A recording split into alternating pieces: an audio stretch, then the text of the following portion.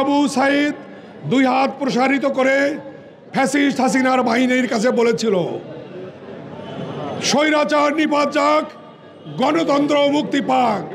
কিন্তু তারপরেও ফ্যাসিস্ট বাহিনী আবু সাইদকে গুলি করে মেরে ফেলে।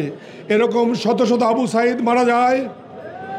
শত শত মুগ্ধ আবু সাইদদের মতো ভাইয়েরা বোনেরা পঙ্গু হয়ে, হাত পা অঙ্গহানি হয়ে, চোখ কান অঙ্গহানি হয়ে হাসপাতালের বিছানায় কাতরাচ্ছে। আমরা সকলে তাদের জন্য সমবেদনা জানাই। হয়তো জুলাই বিপ্লব না হলে আমরা আমাদের এই ন্যায় বিচারটা প্রকৌশলী ইশরাক যে ন্যায় বিচার পেতাম না। কিন্তু আপনারা যে চেতনা ধারণ করেন, সেই চেতনা ধারণ করে গণতন্ত্রের তো গলা টিপে ধরে মেরে ফেলতে পারেন না। জনগণের ক্ষমতা জনগণকে ফিরিয়ে দিন। আমি আমার বক্তব্যকে দীর্ঘায়িত করব না।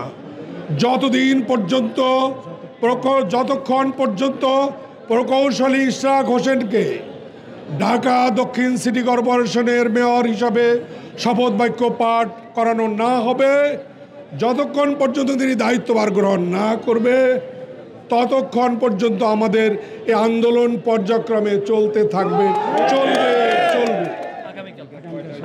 সম্মানিত এলাকাবাসী, সম্মানিত ঢাকাবাসী, সম্মানিত ঢাকা দক্ষিণ সিটি কর্পোরেশনের নগরবাসী, আগামী দিন আমরা কর্মসূচি থামাবো না। আগামীকাল আমরা সকাল 9টায়, আজকে ছিল আমাদের মানববন্ধন কর্মসূচি, আগামী দিন আমরা অবস্থান কর্মসূচি নিব, গণ অবস্থান কর্মসূচি, এবং সেটা হবে ব্যাংক ফ্লোরে। গণ অবস্থান কর্মসূচি নিব এবং সকাল 9টায় আপনারা সকলে উপস্থিত থাকবেন।